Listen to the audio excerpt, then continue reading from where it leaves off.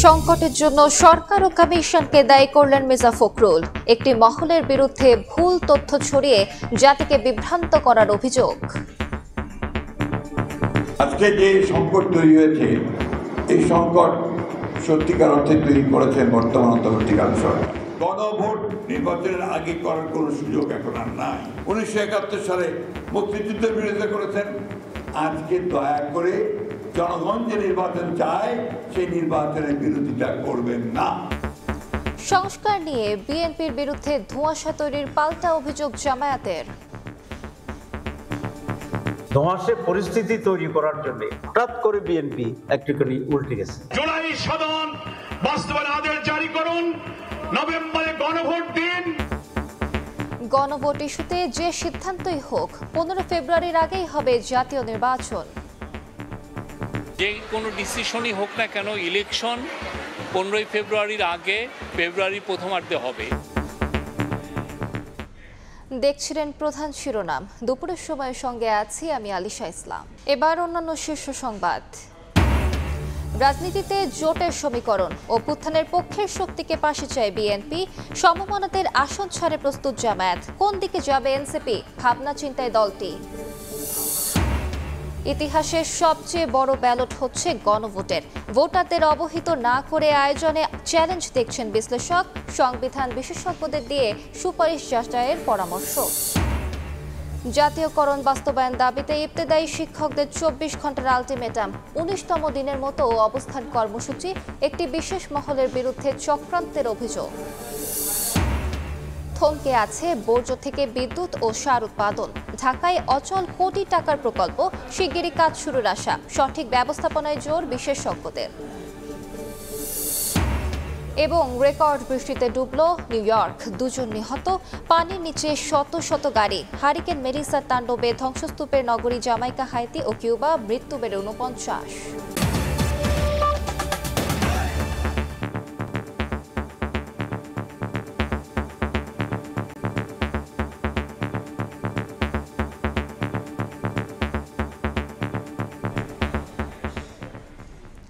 দেশে বর্তমান রাজনৈতিক সংকটের জন্য অন্তর্বর্তী সরকার ও জাতীয় ঐক্যমত্য কমিশনকে দায়ী করলেন বিএনপি মহাসচিব মির্জা ফখরুল ইসলাম আলমগীর। সাফ জানান, জাতীয় নির্বাচনের আগে গণভোটের কোনো সুযোগ নেই। সংসদ ভোট বানচালে একটি মহল ষড়যন্ত্র করছে উল্লেখ করে বিএনপি মহাসচিব বলেন, যারা মুক্তিযুদ্ধের বিরোধিতা করেছে তারা যেন জনগণের দাবি নির্বাচনের বিরোধিতা না করে। সমাজতান্ত্রিক দলের প্রতিষ্ঠা বার্ষিকীর আলোচনায় নির্বাচনের আগে গণভোট আয়োজনের যৌক্তিকতা নিয়ে প্রশ্ন তোলেন রাজনীতিকরা। ফেব্রুয়ারির প্রথমার্ধে ঘোষিত জাতীয় নির্বাচনের সময় যত ঘনিয়ে আসছে, রাজনৈতিক দলগুলোর মতপার্থক্য ততই বাড়ছে। কখনো পিআর, কখনো গণভোট, আবার কখনো জুলাই সনদ বাস্তবায়ন প্রক্রিয়া নিয়ে দলগুলোর বিপরীতমুখী অবস্থানে অনিশ্চয়তা বাড়ছে আগামী নির্বাচনে।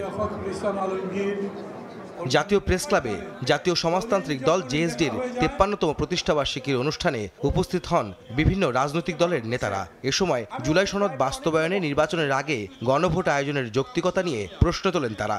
জুলাই সনদের বিষয়ে ঐক্যমত এবং জুলাইয়ের ঘোষণাপত্র সেটি হয়েছে। এখন তো নির্বাচনের ক্ষেত্রে আমাদের কোনো ব্যারিয়ার নাই, তো এই নির্বাচনের আমরা প্রস্তুতি নিচ্ছি। এখন একটা কালেকটিভ ক্যাম্পেইন শুধু রাজনৈতিক ফায়দা লাভের জন্য, মানুষকে বিভ্রান্ত করার জন্য, নিজেদের ধান্দাবাজির জন্য বলছে যে গণভোট জাতীয় নির্বাচনের আগে। এই সরকার তারা কিভাবে একটা সংবিধান সংশোধনের মতন একটা গুরুত্বপূর্ণ প্রশ্নে তারা কি কোনো নির্বাহী আদেশ জারি করে, তারা কি সংবিধানের কোনো সংশোধনের আদেশ জারি করতে পারেন না। এটা অদ্ভুত বিষয়। কমিশন এখন আমাদের সামনে প্রস্তাব হাজির করবার সময় সেই সমস্ত নোট অফ ডিসেন্ট বা ভিন্ন মত বাদ দিয়ে দিয়েছে। এটা একটা 410 ডিগ্রি হলো না? এই প্রথম ডক্টর ইউনূস এবং তার সরকার শুনলেন যে তারা জাতির সঙ্গে এবং বিএনপির সঙ্গে বিশেষ করে প্রতারণা করেছে। প্রধান অতিথির বক্তব্যে বিএনপি মহাসচিব বলেন, দেশের রাজনৈতিক সংকটের দায় অন্তর্বর্তী সরকার ও ঐক্যমত্য কমিশনের। জুলাই সনদের অঙ্গীকারনামা যা ছিল তার বিপরীতে সুপারিশ দিয়ে জনগণের সঙ্গে প্রতারণা করা হয়েছে বলেও অভিযোগ করেন তিনি।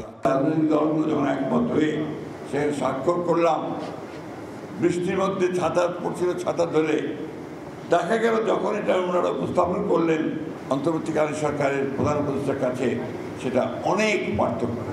বিশেষ করে আমরা যে নোটিশগুলো দিয়েছিলাম সেগুলো উল্লেখ করা হয়, সেই আস্থাটা বিশ্বাসযোগ্যতা সেখানে তারা এখানে বিশ্বাসঘাতকতা করেছেন, জনগণের সঙ্গে প্রতারণা করেছেন। যে সংকট তৈরি হয়েছে, এই সংকট সত্যিকার অর্থে তৈরি করেছেন বর্তমান অন্তর্বর্তীকালীন সরকার এবং তাদের যে তারা যে কমিটিটা তৈরি করেছিলেন, অর্থাৎ রিফর্মস কমিশন, এই কমিশন। নির্বাচনের আগে গণভোটের সুযোগ নেই বলে সাফ জানিয়ে দেন মির্জা ফখরুল। বলেন, জাতীয় নির্বাচন বানচালে ষড়যন্ত্র করছে একটি মহল।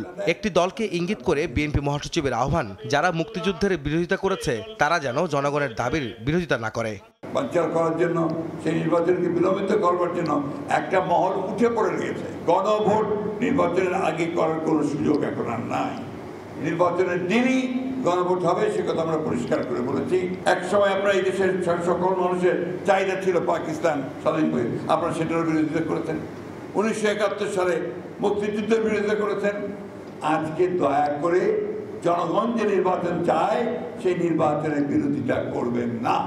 সংস্কারের যে বিষয়গুলিতে সব রাজনৈতিক দল একমত হয়েছে, জনগণের ভোটে ক্ষমতায় গেলে তা বাস্তবায়ন করার বিষয়ে আবারও প্রতিশ্রুতি দেন বিএনপি মহাসচিব। আহমেদ সালেহীন, সময় সংবাদ, ঢাকা। সংস্কার নিয়ে বিএনপি উল্টে গিয়ে ধোঁয়াশা সৃষ্টি করছে বলে অভিযোগ করেছেন জামায়াতের নায়েবে আমির সৈয়দ আব্দুল্লাহ মোহাম্মদ তাহের। কুমিল্লায় এক সমাবেশে তিনি এই কথা বলেন। এদিকে খুলনায় হিন্দু সমাবেশে দলের সেক্রেটারি জেনারেল মিয়া গোলাম পরোয়ার নভেম্বরে গণভোট ও জাতীয় নির্বাচনের আগে জুলাই সনদ বাস্তবায়নের দাবি জানান। মিছিল নিয়ে খুলনার ডুমুরিয়ার বিভিন্ন ইউনিয়ন থেকে স্বাধীনতা চত্বরে জড়ো হন সনাতন ধর্মাবলম্বীরা। শুক্রবার সকালে জামাতের হিন্দু সমাবেশে প্রধান অতিথি ছিলেন দলটির সেক্রেটারি জেনারেল মিয়া গোলাম পরোয়ার। নভেম্বরে গণভোট ও ফেব্রুয়ারিতে নির্বাচনের আগেই জুলাই সনদ বাস্তবায়নের দাবি পুনর্ব্যক্ত করেন তিনি। জাতীয় নির্বাচনের আগে এই সংস্কার প্রস্তাবগুলো গণভোটে দিতে হবে এবং সেটা জাতীয় নির্বাচনের আগে নভেম্বরে গণভোট দিতে হবে। কুমিল্লার 14 গ্রামে ভোটকেন্দ্র পরিচালক সমাবেশে যোগ দেন নায়েবে আমির ডাক্তার সৈয়দ আব্দুল্লাহ মোহাম্মদ তাহের। বলেন, সংস্কার নিয়ে বিএনপি হঠাৎ উল্টে গিয়ে ধোঁয়াশা তৈরি করছে। সব ঠিক, বিএনপিও রাজি, আমরাও রাজি, আমরা সাইডও করেছি। হঠাৎ করে বিএনপি একটুখানি উল্টে গেছে। এগুলো সবগুলো হচ্ছে একটা ধোঁয়াশে পরিস্থিতি তৈরি করার জন্য একটা পরিকল্পিত একটা উদ্যোগ। এই নির্বাচন সম্পর্কে মানুষের ভিতরে সংশয় তৈরি করার একটি অপকৌশল। এদিকে রাজধানীর কাফরুলে জামাত মহিলা বিভাগের ফ্রি মেডিকেল ক্যাম্পে আরেক নায়েবে আমির অধ্যাপক মুজিবুর রহমান বলেন, পিআর পদ্ধতিতে ভোট হলে বন্ধ হয়ে যাবে কারচুপি ও কেন্দ্র দখল। অধিকাংশ দল তারা চায় এখানে পিআর পদ্ধতি, এই পদ্ধতি চালু হলে এখানে ডাকাতি হবে না। আগামী দিনে সুন্দরভাবে সকলে মিলে আমরা যাতে ভোট দিতে পারি, অধিকার আমাদের প্রতিষ্ঠা হয়। শুক্রবারের মধ্যেই জুলাই সনদ বাস্তবায়নে আদেশ জারির আহ্বানও জানান অধ্যাপক মুজিবুর রহমান। ভোট কেন্দ্র দখল করে তৌফিক মাহমুদ, সময় সংবাদ। এটা যাতে না করতে পারে। গণভোট ইস্যুতে যে সিদ্ধান্তই হোক, জাতীয় নির্বাচন আগামী 15 ফেব্রুয়ারির আগেই হবে বলে জানিয়েছেন প্রধান উপদেষ্টার প্রেস সচিব শফিকুল আলম। দুপুরে নোয়াখালী বিজ্ঞান ও প্রযুক্তি বিশ্ববিদ্যালয় অডিটোরিয়ামে জুলাই কন্যা ফাউন্ডেশন আয়োজিত অনুষ্ঠান শেষে সাংবাদিকদের প্রশ্নের জবাবে এই কথা বলেন প্রেস সচিব। বলেন, জুলাই সনদ ও গণভোট নিয়ে রাজনৈতিক দলের মতভিন্নতাকে হুমকি হিসেবে দেখছে না অন্তর্বর্তী সরকার। সবকিছু বিবেচনা করে প্রধান উপদেষ্টা গ্রহণযোগ্য সিদ্ধান্ত নেবেন বলেও জানান তিনি। পলিটিক্যাল পার্টি থাকলে মতবিরোধ থাকবে, যে কোনো ডিসিশনই হোক না কেন, ইলেকশন 15 ফেব্রুয়ারির আগে ফেব্রুয়ারির প্রথমার্ধে হবে। এইটা কোনো শক্তি না এই ইলেকশনকে পিছানো। আমাদের ডেমোক্রেসিতে উত্তরণের জন্য যেটা মঙ্গলজনক, যেটা সবচেয়ে উত্তম, সেই কাজটাই চিফ অ্যাডভাইজার করবেন। দেশের যে ট্রায়ালের কাজগুলো হচ্ছে, আপনি জানেন 13 তারিখে সম্ভবত কোর্ট জানাবে শেখ হাসিনার যে ট্রায়াল হচ্ছে সেটার বিচারের দিন জানাবে। রাজনীতি এখন নির্বাচনমুখী। জনগণের দোরগোড়ায় পৌঁছাতে শক্তিশালী প্রার্থীর খোঁজে দলগুলো। নভেম্বরের শুরুতেই একক প্রার্থী ঘোষণায় প্রস্তুত বিএনপি। একই সঙ্গে গণ অভ্যুত্থানের পক্ষের শক্তিকে জোটে ফেরাতে তৎপর দলটি। অন্যদিকে ৩০০ আসনে প্রার্থী দিলেও ফ্যাসিবাদ বিরোধী দলগুলোর সঙ্গে আসন সমঝোতায় দ্বিমত নেই জামায়াতের। তবে জোট গঠন বা নির্বাচন নয়, বরং জুলাই সনদ, দলের নিবন্ধন এবং প্রতীক নিয়েই বেশি ভাবছে এনসিপি। হাসান ওয়ালির প্রতিবেদন। জুলাই সনদ স্বাক্ষরের পর থেকেই নির্বাচনী টানেলে দেশ। প্রার্থী বাছাই, জোট গঠনের মতো বিষয়কে গুরুত্ব দিচ্ছে দলগুলো। অনেক বছর পর প্রতিদ্বন্দ্বিতাপূর্ণ নির্বাচনের অপেক্ষা প্রার্থিতা প্রত্যাশীদের মধ্যেও। এরই মধ্যে একক প্রার্থী বাছাইয়ে কাজ করছে বিএনপি। ধারাবাহিকভাবে সম্ভাব্য প্রার্থীদের সঙ্গে বৈঠক করছে দলটি। আলোচনা চলছে যুগপৎ আন্দোলনের শরিক দল ও অন্য দলের সঙ্গেও। অন্যদিকে ৩০০ আসনে প্রচারণায় নেমেছেন জামায়াতের প্রার্থীরা। ইসলামী দলগুলোর সঙ্গে আসন সমঝোতা নিয়েও তৎপর দলটি। আলোচনা তুঙ্গে এনসিপিও। বিএনপি বা জামায়াতের সঙ্গে জোট নাকি গণ অধিকার এবি পার্টির মতো দল নিয়ে আলাদা মোর্চা, তা নিয়ে আলোচনা রাজনীতির মাঠে। যদিও নির্বাচনী তৎপরতায় দৃশ্যমান কর্মকাণ্ড নেই দলটির। এনসিপি রাজনৈতিক লিয়াজো কমিটির এই প্রধান বলছেন, বিভিন্ন দলের পক্ষ থেকে আহ্বান জানালেও এখনই জোট গঠন নিয়ে ভাবছে না তার দল, বরং জুলাই সনদ, নিবন্ধন বা প্রতীকের মতো বিষয়কে গুরুত্ব দিচ্ছেন তারা। এনসিপি এখন পর্যন্ত নির্বাচনের জোট সংক্রান্ত কোনো সিদ্ধান্ত চূড়ান্ত করেনি, বরং এনসিপির সাথে সবগুলো দলই নির্বাচন সংক্রান্ত আলাপ আলোচনাগুলো শুরু করছিল। জুলাই সনদের আইনি ভিত্তি, স্বাক্ষর এবং এনসিপির নিবন্ধন, মার্কা, এই বিষয়গুলো এখনও সমাধান হয়নি। ফলশ্রুতিতে নির্বাচনের কোন দলের সাথে জোট হবে কিংবা হবে, এনসিপি এখন পর্যন্ত জোটের বিষয়ে ভাবছে না। ইসলামী দলগুলো নিয়ে ৭ দফা দাবিতে রাজপথে থাকলেও ফ্যাসিবাদ বিরোধী অন্যান্য দলের সঙ্গেও নির্বাচনী সমঝোতায় আপত্তি নেই জামায়াতের। এসব দলকে পর্যাপ্ত আসন ছেড়ে দেওয়ার প্রস্তুতি রয়েছে বলেও জানান জামায়াতের এই নেতা। আগামী বাংলাদেশ গঠনে, নতুন বাংলা গঠনে ফ্যাসিবাদ ঐক্য অটুট রাখতে চান। তাদের কারোর সাথে আমাদের দূরত্ব নেই। সবার সাথে আমরা জোট গঠনের ব্যাপারে বা আসন ভিত্তিক সমঝোতার ব্যাপারে আমাদের কোনো দ্বিমত নেই। আমরা এখন ৩০০ আসনেই ঘোষণা করে দিয়েছি। তারপরে যার সাথে আমার যেখানে সমঝোতা হবে সেখানে আমরা ছাড় দেব। অন্যদিকে নভেম্বরের প্রথমার্ধে প্রার্থী ঘোষণা করবে বিএনপি।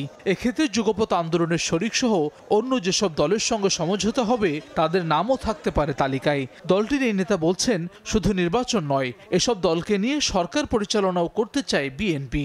আগামী মাসের প্রথমার্ধে নমিনেশনগুলো ডিক্লেয়ার করে দেবে। আমাদের শরিক দলগুলো যারা নাকি যুগপথে ছিল তাদের সাথে আলোচনা হয়ে সিটটা ঠিক মতো সমঝোতা হয়ে গেলেই আমরা দিয়ে দেবো। এগুলো সবাইকে নিয়ে করা হচ্ছে। যুগপথ আন্দোলন যারা ছিল তাদের সাথে নিয়ে আমরা চলবো, খালি ইলেকশন না, সরকারও তাদের নিয়ে চালাবো আমরা। ফেব্রুয়ারির প্রথমার্ধে ভোট আয়োজনে ডিসেম্বরের প্রথমার্ধে তফসিল দেওয়ার ঘোষণা দিয়েছে নির্বাচন কমিশন। হাসান ওয়ালি, সময় সংবাদ, ঢাকা। গণভোটের ব্যালট হতে পারে অতীতের যে কোনো নির্বাচনের চেয়ে বড়। জুলাই সনদ বাস্তবায়নে ৪৮টি সুপারিশ সহ সংবিধান সংশোধন বিলের খসড়াও থাকবে। এর উপর জনগণের হ্যাঁ না ভোটের সুযোগ রাখার কথা বলছে ঐক্যমত্য কমিশন। তবে নির্বাচন সংশ্লিষ্টরা বলছেন ভিন্ন কথা। তাদের মতে, গণভোটের বিষয়বস্তু ভোটাররা ভালোভাবে অবহিত না হলে চ্যালেঞ্জের মুখে পড়বে সরকার এবং ইসি। আর রাজনৈতিক বিশ্লেষকদের মতে, সরকারের উচিত কমিশনের সুপারিশগুলোকে সংবিধান বিশেষজ্ঞ এবং দলগুলোর সঙ্গে শেষবারের মতো আলোচনা করে চূড়ান্ত সিদ্ধান্ত নেয়া। কাউসারা চৌধুরী, কোমর রিপোর্ট। দেশে এ পর্যন্ত গণভোট হয়েছে ৩বার। এখন চতুর্থ দফা নিয়ে চলছে আলোচনা।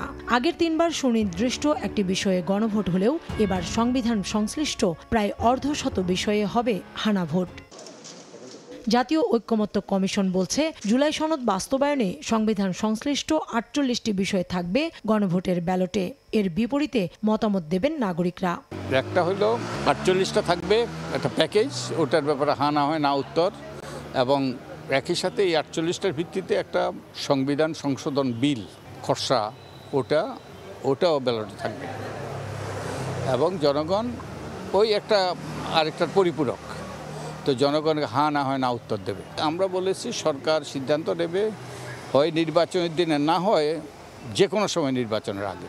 সাবেক নির্বাচন কর্মকর্তা মিজানুর রহমান বলছেন, ভোটারদের বিস্তারিত অবহিত না করে সংবিধান সংশোধনে গণভোট করা খুবই চ্যালেঞ্জিং হবে। আত্মস্থ করা কঠিন। সাধারণ ভোটারদেরকে যথেষ্ট ভোটার এডুকেশনের প্রয়োজন। যদিও নির্বাচন এবং গণভোটের ভিতর শুধু ব্যালটের পার্থক্য থাকে, আর সব কিছুই কিন্তু এক। কন্টেন্ট যেটা আছে এটার কিভাবে প্রেডিক্টেড হবে, অর্থাৎ ব্যালটে এটা কিভাবে প্রদর্শিত হবে।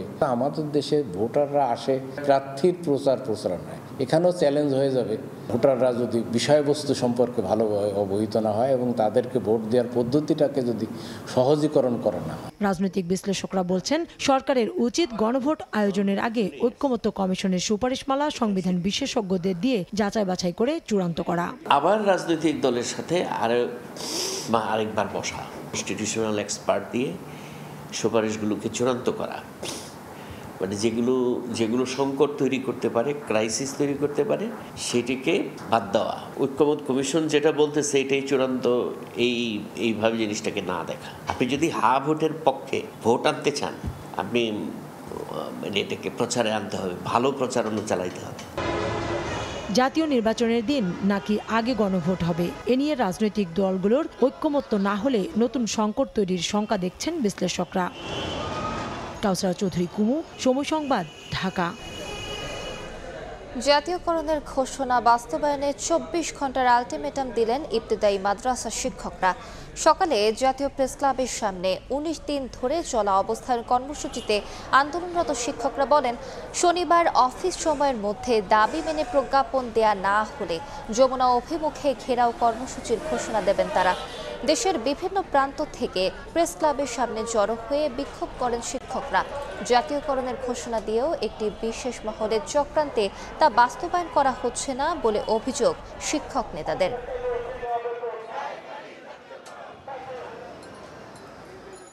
ততদিন পর্যন্ত আমাদের দাবি দাবা প্রজ্ঞাপন গেজেট আকারে প্রকাশিত না হবে ততদিন পর্যন্ত আমরা আন্দোলন চালিয়ে যাব। 41 বছর আমরা বিনা বেতনে কাজ করতেছি, আর সেই কারণে আমরা আমাদের ন্যায্য দাবি আদায়ের জন্য এখানে ধর্মঘট করতেছি। আগামীকাল বিকেল 5 ঘটিকার পূর্বমুহূর্ত পর্যন্ত যদি আমাদের জাতীয়করণের ঘোষণা বাস্তবায়নের লক্ষ্যে গেজেট প্রজ্ঞাপন প্রকাশ করা না হয়, তাহলে রবিবার সকাল 11 ঘটিকায় লং মার্চ টু যমুনা কর্মসূচি পালন করব।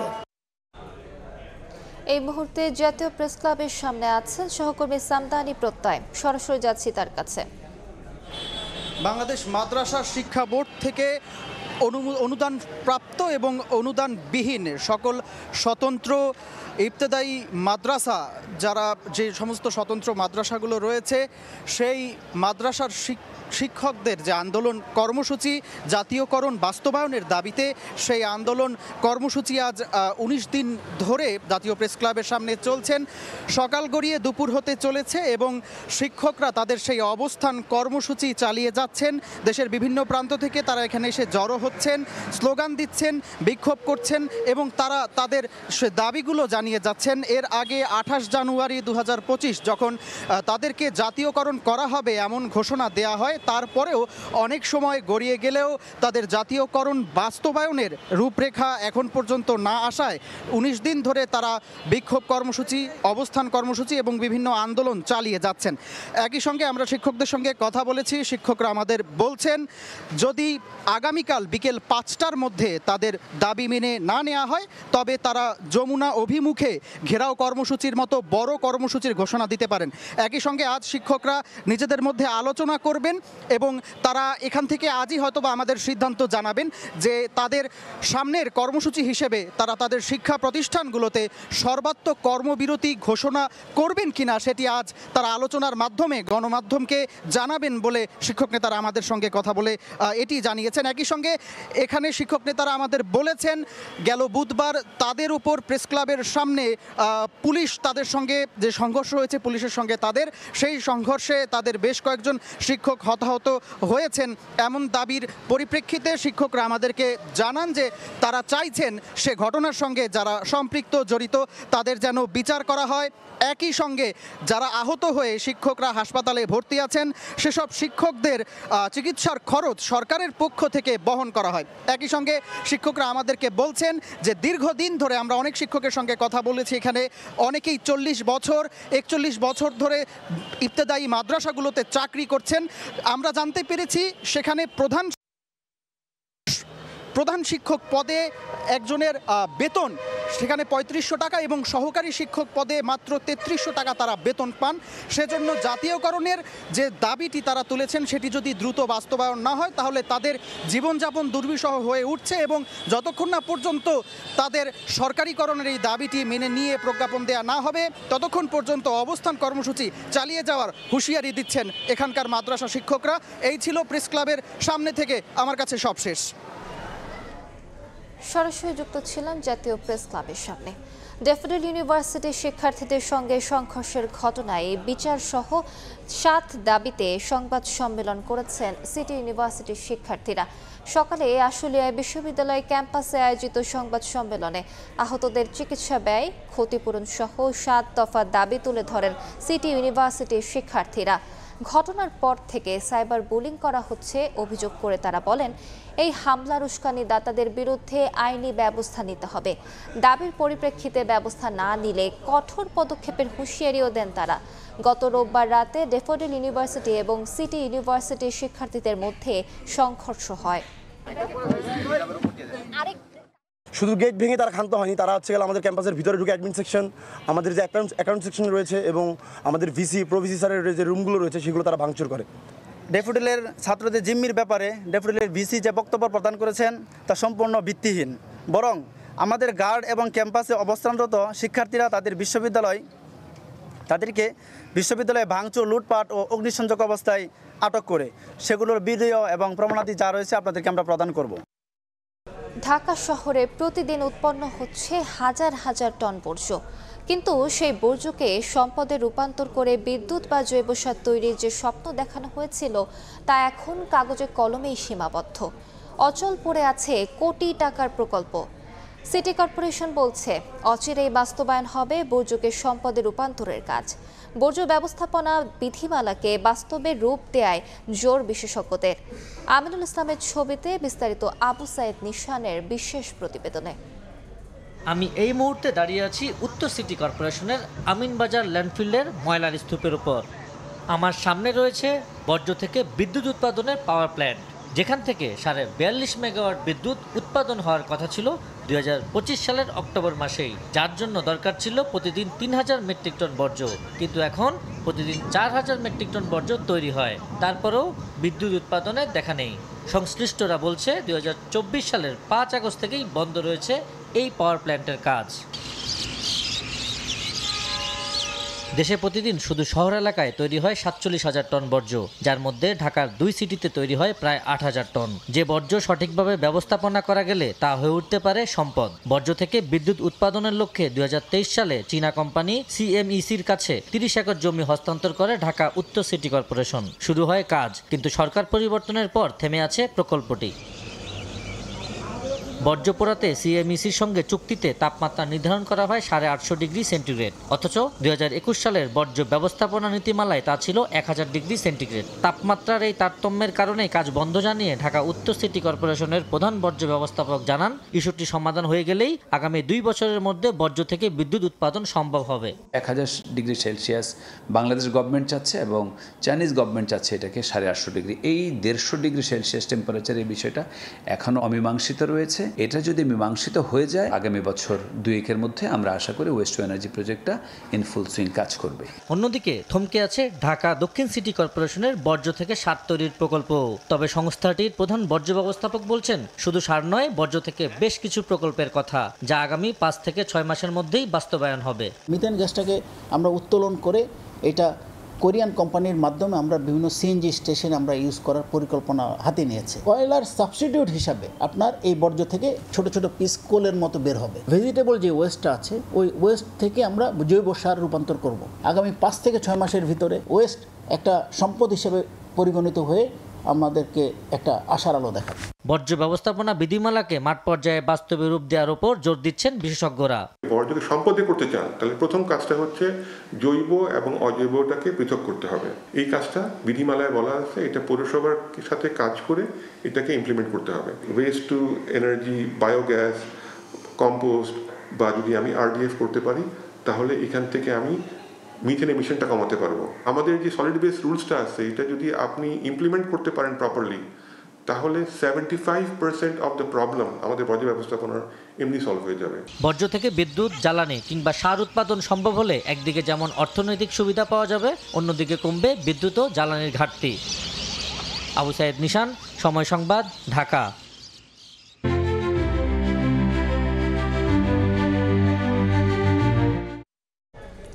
সরকারি জ্বালানি নীতি জনবান্ধব নয়, যার সুযোগ নিয়ে অসাধু ব্যবসায়ীরা বিদ্যুৎ গ্যাসের দামে অন্যায্যতা তৈরি করেছে। 12 কেজির গ্যাসের সিলিন্ডার 300 টাকা বেশি দামে কিনতে বাধ্য হচ্ছেন সাধারণ গ্রাহক। ঢাকা বিশ্ববিদ্যালয়ের সামাজিক বিজ্ঞান অনুষদে ক্যাব যুব সংসদ 2025-এর উদ্বোধনী অনুষ্ঠানে এসব কথা বলেন কনজিউমার্স অ্যাসোসিয়েশন অব বাংলাদেশ ক্যাবের সভাপতি AHM শফিকুজ্জামান। বলেন, দেশে জ্বালানি খাতে সর্বোচ্চ লুটপাট হয়েছে। সব রাজনৈতিক দলকে জনবান্ধব জ্বালানি নীতি প্রণয়নের আহ্বান জানান তিনি। এ সময় ক্যাবের জ্বালানি উপদেষ্টা বলেন, আমদানি নির্ভরতা বাড়িয়ে স্থানীয় উৎপাদনকে ব্যাহত করায় সাধারণ মানুষ জ্বালানি প্রাপ্যতার অধিকার হারাচ্ছে।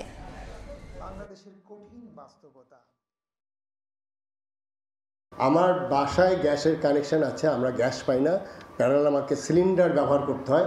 এনার্জি রেগুলেটরি কমিশন থেকে প্রতি মাসের 1 তারিখে আমাদের ডিবেট হয়। গণশুনানিতে যে বিষয়টি ডিসিশন হচ্ছে যে আমার 12 কেজির সিলিন্ডার গ্যাস যত দামে বিক্রি করার কথা তার থেকে সমস্ত প্রাইস এমআরপি তার থেকে 300 টাকা বেশি দামে গ্যাস কিনতে হয়। 2010 সালে বিদ্যুৎ ও জ্বালানি দ্রুত সরবরাহ বৃদ্ধির বিশেষ বিধান আইন জ্বালানি খাতে ভোক্তা অধিকার রক্ষার পরিবর্তে সরকার ও ব্যবসায়ীদের জ্বালানি খাত লুণ্ঠনের ক্ষমতা বৃদ্ধি করেছে।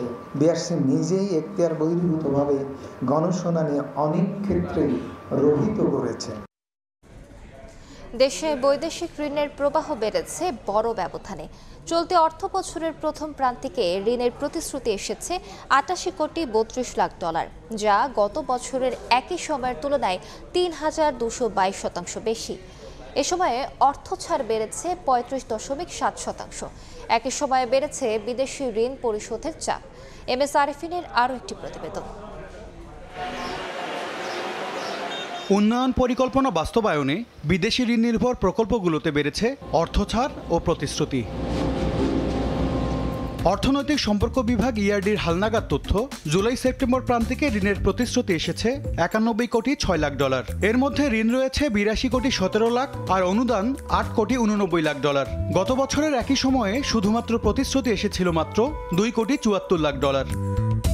বেড়েছে অর্থ ছাড়ের পরিমাণও। এই সময়ে উন্নয়ন সহযোগীরা ছাড় করেছে 114 কোটি 85 লাখ ডলার, যা গত বছরের একই সময়ের তুলনায় 35.7% বেশি। গেল প্রান্তিকে যেমন বেড়েছে ঋণের প্রতিশ্রুতি, অর্থ ছাড়, তেমনি বছর ব্যবধানে বেড়েছে 13.5% বিদেশি ঋণ পরিশোধ ব্যয়। এ সময় বিদেশি ঋণ বাবদ পরিশোধ করতে হয়েছে 127 কোটি 99 লাখ ডলার। এর মধ্যে আসল 81 কোটি 68 লাখ ও সুদ পরিশোধে ব্যয় হয়েছে 46 কোটি 29 লাখ ডলার। মাঝখানে আমরা দেখতে পাচ্ছিলাম যে আসলে দেশি বিনিয়োগ সেটাও কিন্তু অনেকটা স্লথ হয়ে পড়েছে, এবং এর পাশাপাশি বিদেশি যে FDI, তো সেই দিক থেকেও সেরকম কোনো আশার আলো দেখা যাচ্ছে না। কিন্তু যখন এই যে যারা উন্নয়ন সহযোগী তারা সাহায্যের হাত বাড়িয়ে দেন, তার মানে হলো যে তখন যে সরকারি যে বিনিয়োগগুলো আছে, তো সেই বিনিয়োগগুলো চাঙ্গা হয়ে ওঠে। ERDর তথ্য, গেল বছরের প্রথম 3 মাসে খাদ্য সহায়তা বাবদ 1 কোটি 50 লাখ ডলার মিললেও চলতি বছর এসেছে 1 কোটি ডলার। MS আরিফিন, সময় সংবাদ, ঢাকা। সাপ্তাহিক ছুটির দিনে রাজধানীর মাছ বাজারে বেড়েছে ইলিশের সরবরাহ, তবে কমেনি দাম। এদিকে সপ্তাহ ব্যবধানে খুচরায় 10 টাকা বেড়েছে পেঁয়াজের দর। সরবরাহ সংকটকে দায়ী করছেন পাইকারি ব্যবসায়ীরা, তবে বেশিরভাগ সবজির দাম কমায় স্বস্তি ক্রেতাদের। মুরগির বাজারে দেশি ব্রয়লারের দর স্থিতিশীল থাকলেও কমেছে লেয়ার সোনালির দাম।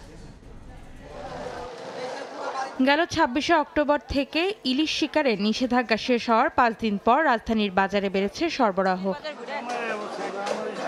শুক্রবার রাজধানীর কারওয়ান বাজার ঘুরে দেখা যায় চাহিদা মতো ইলিশ সরবরাহ থাকলেও কমেনি দাম। বাজারে অন্যান্য মাছের সরবরাহ ভালো থাকলেও দাম নিয়ে মিশ্র প্রতিক্রিয়া ক্রেতা বিক্রেতাদের। ইলিশের সরবরাহও ভালো বর্তমানে, এগুলা মাছ আগে পাওয়া যেত না, এখন পাওয়া যাইতেছে। এই সপ্তাহে ইলিশ মাছও আছে, অন্য মাছও আছে, মাছের আমদানিও আছে।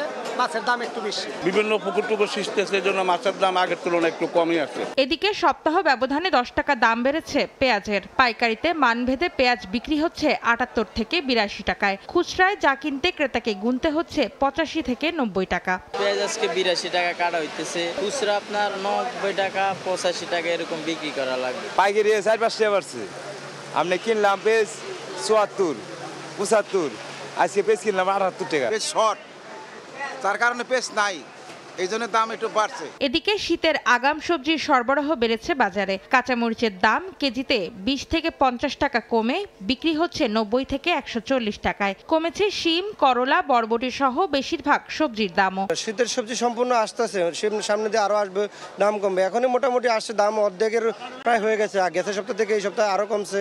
সবজির দাম বর্তমানে মিডিয়াম পর্যায়ে আছে, মানে মোটামুটি সাধারণ মানুষও কিনতে পারবো, গরিব মানুষও কিনতে পারবো। সবজির দাম আগে থেকে একটু কম আছে। গত 2 বাজারও সবজির দাম একটু বেশি ছিল, একটু কমছে আর কি। দেশি ব্রয়লার মুরগির দাম স্থিতিশীল থাকলেও কমেছে লেয়ার ও সোনালীর দর। ব্রয়লার মুরগিটা আজকে 3 সপ্তাহ অ্যাকুরেট, সোনালী মুরগি, লেয়ার মুরগি, দেশি মুরগি এটা উঠানামা করতেছে। বাজারে দাম কমতির বাতাস বইলেও বৃহস্পতিবার বিকেল থেকে বিদ্যুৎ না থাকায় ভোগান্তি বাড়িয়েছে কারওয়ান বাজারের ক্রেতা বিক্রেতাদের। অন্তরা সেন, সময় সংবাদ, ঢাকা। বিদেশ যেতে না দেয়া অপ্রত্যাশিত এমন আচরণ বিগত ফ্যাসিস্ট সরকারের কথা মনে করিয়ে দেয়, এমন মন্তব্য করেছেন সাবেক শিক্ষা প্রতিমন্ত্রী এবং বিএনপি নেতা আ.ন.ম এহসানুল হক মিলন। সকালে জাতীয় প্রেস ক্লাবে সংবাদ সম্মেলনে এহসানুল হক মিলন আরও বলেন, বিদেশ যেতে আদালতের নির্দেশ থাকার পরও কেন আটকে দেয়া হলো তা জানতে পারেনি ইমিগ্রেশন কর্তৃপক্ষ। নিজের ক্লিন ইমেজের কথা উল্লেখ করে তিনি বলেন, গণ অভ্যুত্থান পরবর্তী এই সরকারের সময়েও চিকিৎসার জন্য বিদেশ যাত্রায় বাধা দেয়া হয়রানিমূলক। বৃহস্পতিবার চিকিৎসার জন্য ব্যাংকক যেতে চাইলে নিষেধাজ্ঞা আছে জানিয়ে এহসানুল হক মিলনকে বিমানবন্দরে আটকে দেয় ইমিগ্রেশন কর্তৃপক্ষ।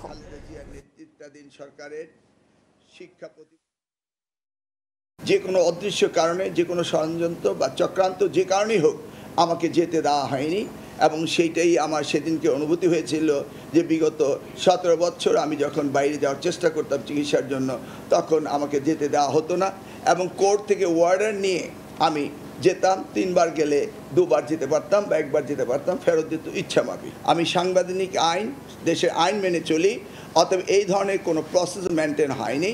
এতে আমি মনে করি আমি হিউমিলেটেড হয়েছি, আমি হ্যারাসড হয়েছি। ডক্টর ইউনূসের সরকারের সময় আমি কোনো অবস্থাতে আশা করতে পারি না।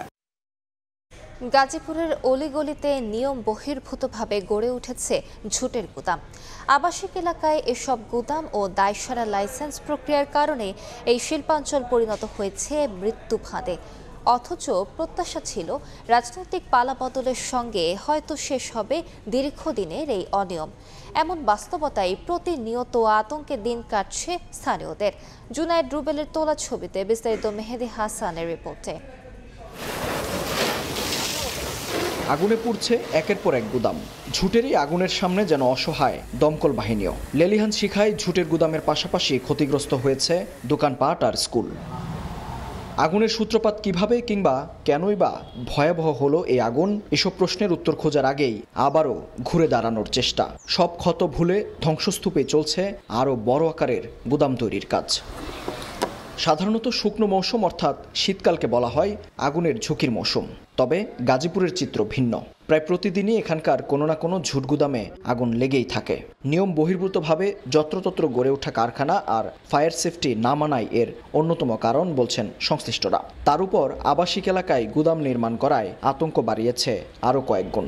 আগুন লাগলে তো মানুষের ব্যাপক, এটার কোনো দিক বিদিক কোনো থাকে না। শুধু ঝুট না, সাথে পলিথিন সহ নানা ধরনের কেমিক্যাল জাতীয় জিনিসপত্রগুলো গোডাউনের মধ্যে থাকে। ফাঁকা জায়গায় এই গোডাউনগুলো করানো উচিত, নির্দিষ্ট একটা এরিয়া থাকা উচিত। শুধু আবাসিক এলাকায় নয়, ঝুট মজুত করা হয়েছে মানুষের বাসাবাড়িতেও। দায়সারা লাইসেন্স প্রক্রিয়া আর কর্তৃপক্ষের নজরদারির অভাবে এ শিল্পাঞ্চল পরিণত হয়েছে মৃত্যু ফাঁদে। এমন বাস্তবতায় সব দফতরকে সমন্বয়ের পরামর্শ ফায়ার সার্ভিসের। ঝুট গোডাউনে সাধারণত মালিক যারা আছে তারা লাইসেন্স নিতে চায় না। যারা এই লাইসেন্স নিচ্ছে না বা অগ্নি নিরাপত্তা ফলো করছে না, তার জন্য আমরা পাশাপাশি আইনের প্রয়োগ করছি।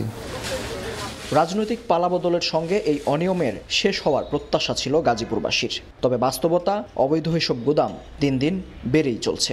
ফায়ার ব্রিগেড শর্ত সাপেক্ষে কিছু গোডাউনকে লাইসেন্স দিচ্ছে, কিন্তু সেই শর্তগুলো পূরণ হচ্ছে কিনা সেদিকে নেই তদারকি বা মনিটরিং। এ বিষয়ে ক্যামেরার সামনে কোনো মন্তব্য করতে রাজি হয়নি সিটি কর্পোরেশন কর্তৃপক্ষ। পুরো গাজীপুর জুড়ে ঠিক কতগুলো ঝুটের গুদাম রয়েছে তার কোনো হিসেব নেই কারো কাছেই। শিল্পাঞ্চল হওয়ায় এ এলাকার শিল্প প্রতিষ্ঠানগুলো যেমন দেশের অর্থনীতিতে গুরুত্বপূর্ণ ভূমিকা রাখছে, তেমনি সেখানকার উচ্ছিষ্ট পণ্যের গুদামও আতঙ্ক বাড়াচ্ছে জনমনে। তাই তো নগরবাসীর প্রশ্ন, কবে শৃঙ্খলা আসবে এই খাতে? মেহেদী হাসান, সময় সংবাদ, গাজীপুর। ঢাকা সিলেট মহাসড়কের 6 লেন প্রকল্পের নরসিংদী বাইপাস সড়কের ভূমি অধিগ্রহণে অনিয়মের অভিযোগ উঠেছে। ভুক্তভোগীদের অভিযোগ, জমি, বাড়ি, কারখানা ও দোকানপাটের ন্যায্য মূল্য পাচ্ছেন না তারা। আশিকুর রহমান পিয়াদের পাঠানো তথ্য ও মাহমুদুল হাসান মাহফুজের ছবি নিয়ে রিপোর্ট। 2021 সালে 210 কিলোমিটার ঢাকা সিলেট মহাসড়ক 6 লেনে উন্নীতকরণ প্রকল্প পাশ হয় জাতীয় অর্থনৈতিক পরিষদে, যার মধ্যে সিলেটমুখী নরসিংদী অংশে পড়েছে 52 কিলোমিটার এলাকা। যানজট কমাতে জেলার প্রবেশমুখ শিমুলতলা থেকে বাগহাটা পর্যন্ত 7.2 কিলোমিটার বাইপাস সড়ক নির্মাণের জন্য ভূমি অধিগ্রহণ চলছে। এলাকাবাসীর অভিযোগ, জমি, বাড়ি, দোকান ও শিল্প প্রতিষ্ঠানের জায়গা অধিগ্রহণ করা হলেও মিলছে না ন্যায্য মূল্য। বাণিজ্যিক কারখানাকে দেখানো হচ্ছে ফসলি জমি, এতে জমির মালিকরা চরম ক্ষতির মুখে পড়বে। ন্যায্য মূল্যের দাবিতে বেশ কয়েকবার জেলা প্রশাসক ও বিভাগীয় কর্মকর্তার কাছে অভিযোগ ও মানববন্ধন করেছেন স্থানীয়রা। ট্রাকসার পুরানো আমার আব্বার আমল থেকে, এখন যদি এটা যদি বাণিজ্যিক রেট না দেয় তো আমার ক্ষতির শেষ থাকে না। ন্যায্য দাম আমরা পাইতেছি না, 3 গুণ দফরের বিষয়। সরকার যদি তাদেরকে ন্যায্য মূল্য দেয় এবং বাণিজ্যিক রেট দেয়, তাহলে তারা অন্য জায়গায় গিয়া শিপমেন্ট হয়ে তারা বাড়ি করতে পারবে। আমাদের 6 লাইন নেক সমস্যা নাই, কিন্তু আমাদের ন্যায্য মূল্যটা পাওয়ার জন্য আমরা সবার কাছে এটা আবেদন জানাই। জোর দাবি আমার মাননীয় জেলা প্রশাসক সাহেব, আমাদের যে শিল্প যে রেট আছে ওই রেটটা দিলেই আমাদের শিল্প মালিকরা আলহামদুলিল্লাহ খুশি। তবে তদন্ত করে সবার ন্যায্য মূল্য নিশ্চিতের আশ্বাস জেলা প্রশাসকের। কাউকে বঞ্চিত করা হচ্ছে না, সরকারের স্বার্থ সর্বোচ্চ সংরক্ষণ করা এবং জনগণের যাতে কোনো ক্ষতি না হয় সেই উভয় বিষয়টাই লক্ষ্য রেখে অধিগ্রহণের কার্যক্রম আমরা সফল করব। ঢাকা সিলেট মহাসড়ক 6 লেনে উন্নীতকরণ প্রকল্পে ব্যয় ধরা হয়েছে 16,000 কোটি টাকা। সময় সংবাদ, নরসিংদী। ছুটির দিনে বিশ্বের দীর্ঘতম সমুদ্র সৈকত কক্সবাজারে পর্যটকের উপচে পড়া ভিড়। ঢেউয়ের উত্তাপ না থাকলেও মুক্ত আকাশের নিচে উচ্ছ্বাসে মেতে ওঠেন। একটু স্বস্তির খুঁজে আর নোনা জলে পা ভেজাতে ঢেউয়ের উত্তাল শহরে ভিড় জমান দেশের নানা প্রান্তের মানুষ। ব্যস্ত জীবনে ক্লান্তি মুছে দিতে প্রকৃতির কূলে খোঁজেন একটু প্রশান্তি। সৈকতে মেলে শান্তির ছোঁয়া, মুক্ত আকাশের নিচে হাসির রোলে মেতে ওঠেন তারা। বালিয়াড়ি জুড়ে চলে ঘোড়ায় চড়া, বিচ বাইক রাইড আর ফটো সেশনের উৎসব। কেউ পরিবার নিয়ে, কেউ বন্ধুদের সঙ্গে মেতে উঠেছেন নোনা জলের আনন্দে। সাগর পাড়ে আসলে মনটা উদার হয়ে যায়, মন মানসিকতা টোটাল চেঞ্জ হয়ে যায়। পর্যটক দেখার জন্য এটা খুবই ভালো একটা জায়গা। ফ্যামিলিতে যে আমাদের একটা সংসার জীবন থাকে, মনে হয় যে সবকিছু ক্লান্তি মুছে গেছে, মুছে গিয়ে মনে হচ্ছে অন্যরকম একটা জগতে আছি। এসে খুব ভালো লাগতেছে, আমরা ফ্যামিলি নিয়ে সবাই আসছি, উপভোগ করতেছে অনেক। সৈকতের ফটোগ্রাফার কিংবা কিটকট ব্যবসায়ীরা নানাভাবে হয়রানি করছে অভিযোগ পর্যটকদের। তবে তাদের নিরাপত্তা নিশ্চিতে সৈকতের 3টি পয়েন্টে জোরদার করা হয়েছে লাইফগার্ড সেবা। ওরা এখানে আমাদেরকে জিম্মি করে রাখে, ওরা প্রতিটা মুহূর্তে প্রতিটা সেকেন্ডে চায় আমাদের কাছ থেকে টাকা আদায় করার জন্য। আমাদের সেফটি যে এরিয়াগুলো রয়েছে আমরা পর্যটককে সেই জায়গায় গোসল করতে আহ্বান করি, এবং কি আমাদের যে সিগাল সাইট রয়েছে জল তরঙ্গ, সেখানে কিন্তু আমরা লাল পতাকা টাঙিয়ে রেখেছি যেন সেখানে পর্যটকরা গোসল না করে। কক্সবাজারের 5 শতাধিক হোটেল মোটেল রিসোর্ট এখন প্রায় পূর্ণ। সুজাউদ্দিন রুবেল, সময় সংবাদ, কক্সবাজার। রেকর্ড বৃষ্টি আর ঝোড়ো হাওয়ায় অচল হয়ে পড়েছে যুক্তরাষ্ট্রের নিউ ইয়র্ক শহর। এতে এখন পর্যন্ত 2 জনের মৃত্যুর খবর পাওয়া গেছে। বৃহস্পতিবার শহরের বিভিন্ন সড়ক তলিয়ে যায় বৃষ্টির পানিতে, আটকে পড়ে শত শত যানবাহন। বৃহস্পতিবার ভোর থেকেই শুরু হয় ভারী বর্ষণ। এক পর্যায়ে যুক্তরাষ্ট্রের নিউ ইয়র্ক শহরের একাধিক সড়ক, বিশেষ করে ব্রুকলিন ও কুইন্স এলাকায় ডুবে যায় হাঁটু সমান পানিতে। টানা বৃষ্টিতে থমকে যায় জনজীবন। আবহাওয়া দপ্তর জানিয়েছে সেন্ট্রাল পার্কে একদিনে রেকর্ড 1.80 ইঞ্চি বৃষ্টি হয়েছে, যা 1917 সালের রেকর্ড ভেঙেছে। লাগুয়ার্ডিয়া বিমানবন্দরে পড়েছে 1.97 ইঞ্চি বৃষ্টি, যা 1955 সালের রেকর্ড ছাড়িয়েছে। এমন ভারী বৃষ্টিপাতের সঙ্গে প্রবল দমকা হাওয়াও বইছে শহর জুড়ে, যা চলবে শুক্রবার মধ্যরাত পর্যন্ত।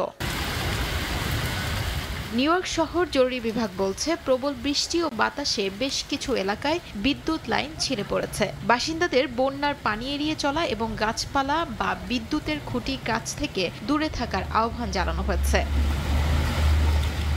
বৃষ্টির পানিতে আটকে পড়া যানবাহন সরাতে কাজ করে যাচ্ছে জরুরি সেবা সংস্থা ও দমকল বাহিনী। বৃষ্টিপাত অব্যাহত থাকতে পারে বলে সতর্ক দেশটির জাতীয় আবহাওয়া বিভাগ। দুর্ঘটনা এড়াতে জরুরি প্রয়োজন ছাড়া বাড়ির বাইরে না যাওয়ার নির্দেশ দিয়েছে স্থানীয় প্রশাসন।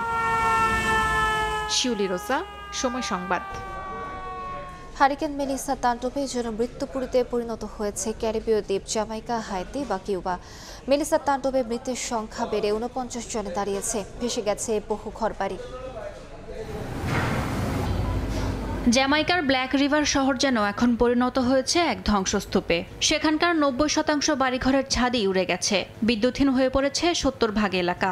ঝড়ের তাণ্ডবে ঘরবাড়ি হারিয়ে দিশেহারা বাসিন্দারা খাবার আর আশ্রয়ের খোঁজে ঘুরছেন দিকবিদিক। হারিকেন মেলিসার তাণ্ডবে ভয়াবহ পরিস্থিতির মুখে পড়েছে দেশটির ব্ল্যাক রিভার হাসপাতালও। ছাদ ধসে পড়ায় জরুরি বিভাগে ঢুকে পড়ছে পানি। এতে ব্যাহত হচ্ছে চিকিৎসা সেবা। আমি এখানে আছি, বাড়ি যেতে চাই। পরিবার কেমন আছে জানি না, যোগাযোগ করতে পারছি না। শুধু চাই আমার পরিবার জানুক আমি এবং সব রোগী নিরাপদ। পুরো ক্যারিবীয় অঞ্চলে দেখা দিয়েছে বিশুদ্ধ পানির সংকট, বাড়ছে রোগব্যাধির আশঙ্কা। ত্রাণ সংস্থাগুলোর মতে পুনর্গঠন কার্যক্রম শুরু হলেও স্বাভাবিক অবস্থায় ফিরতে সময় লাগবে অন্তত কয়েক মাস। মেলিসা সবচেয়ে ভয়াবহ আঘাত হানে হাইতিতে। পাহাড়ি ঢাল বেয়ে নেমে আসা কাদা ও পাথরের স্রোত মুহূর্তেই তলিয়ে যায় বাড়িঘর।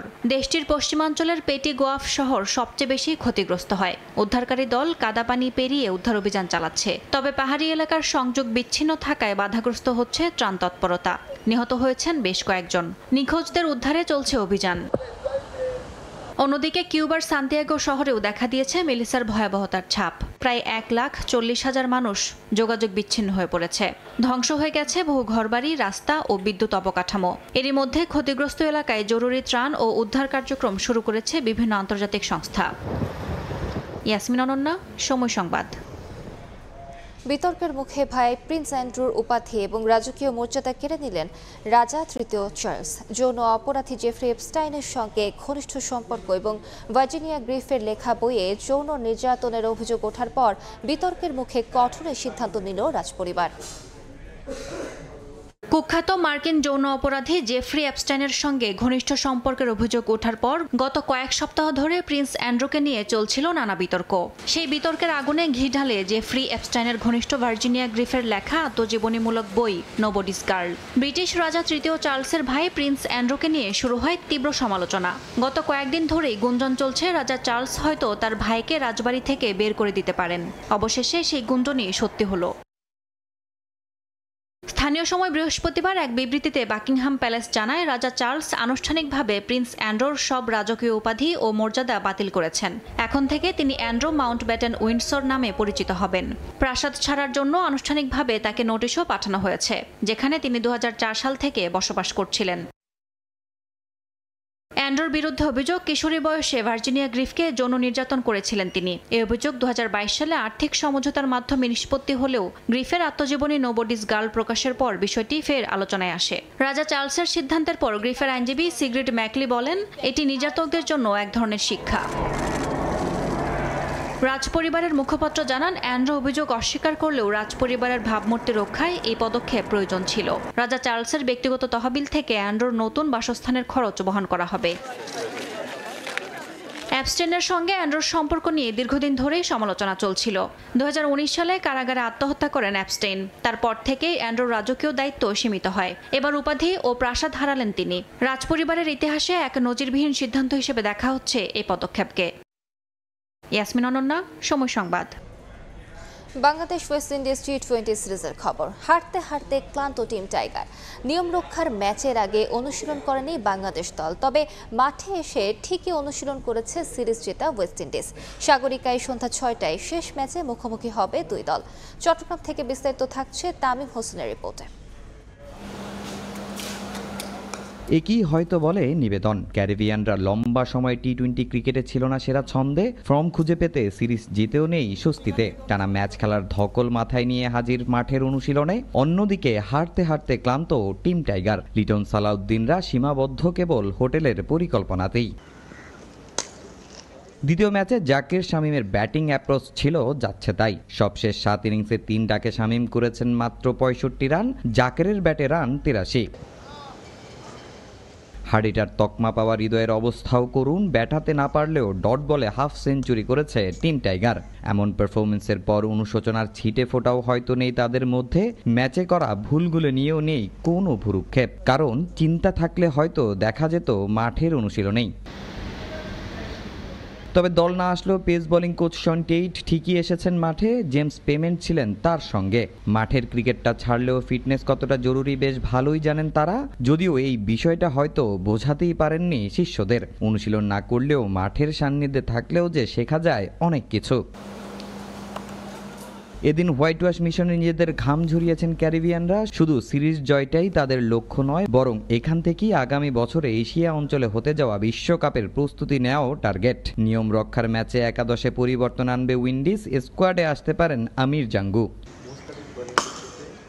বাংলাদেশ দলেও যে পরিবর্তন আসবে সেটা এক প্রকার নিশ্চিতই বলা যায়। শরীফুল ইমন খেলবেন এ ম্যাচে। একাদশে ফেরানো হতে পারে নুরুল হাসান সোহানকেও। বিশ্রাম পেতে পারেন তাসকিন আহমেদ। তামিম হোসেন, সময় সংবাদ, চট্টগ্রাম। এশিয়ান কাপ বাছাইয়ের ম্যাচ খেলতে আগামী মাসে ঢাকায় আসবে ভারত ফুটবল দল।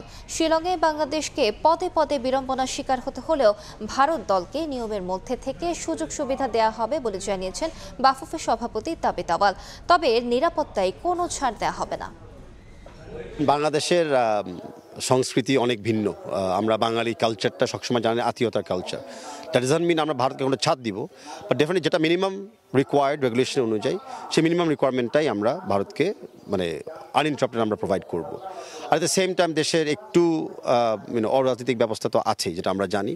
তো আমরা আমাদের সিকিউরিটি অ্যাসপেক্ট থেকে আমরা আরও জোরালোভাবে আমাদের পুলিশের সাথে এবং সেনাবাহিনীর সাথে আমরা মানে কোঅর্ডিনেশন বাড়িয়ে দিয়েছি, যেন এই ম্যাচকে উদ্দেশ্য করে কেউ কোনো উল্টা চিন্তা না করতে পারে। সো আমরা ভারতের প্রতি সেফটি সিকিউরিটি মেজার্স অ্যাকচুয়ালি আরও বাড়িয়ে দিব, আর বাকি সব ফ্যাসিলিটিস অ্যাজ পার রেগুলেশন ওনারা পাবে। এ পর্যায়ে শীর্ষ সংবাদগুলো জানিয়ে দিচ্ছি আরেকবার। সংকটের জন্য সরকার ও কমিশনকে দায়ী করলেন মির্জা ফখরুল। সুযোগ নেই নির্বাচনের আগে গণভোটের। একটি মহলের বিরুদ্ধে ভুল তথ্য ছড়িয়ে জাতিকে বিভ্রান্ত করার অভিযোগ। সংস্কার নিয়ে বিএনপির বিরুদ্ধে ধোঁয়াশা তৈরির অভিযোগ জামায়াতের। নভেম্বরে গণভোট ও ফেব্রুয়ারিতে জাতীয় নির্বাচনের আগে জুলাই সনদ বাস্তবায়নের দাবি। এবং রাজনৈতিক দলগুলোর মতভিন্নতায় চিন্তিত নয় সরকার। গণভোট ইস্যুতে যে সিদ্ধান্তই হোক 15 ফেব্রুয়ারির আগেই হবে জাতীয় নির্বাচন, জানালেন প্রেস সচিব।